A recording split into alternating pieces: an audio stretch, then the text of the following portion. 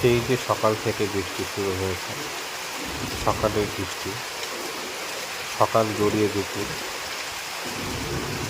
দুপুর গড়িয়ে এখন সন্ধে হওয়ার উপক্রম। বৃষ্টি তার আপন গতিতেই চলছে।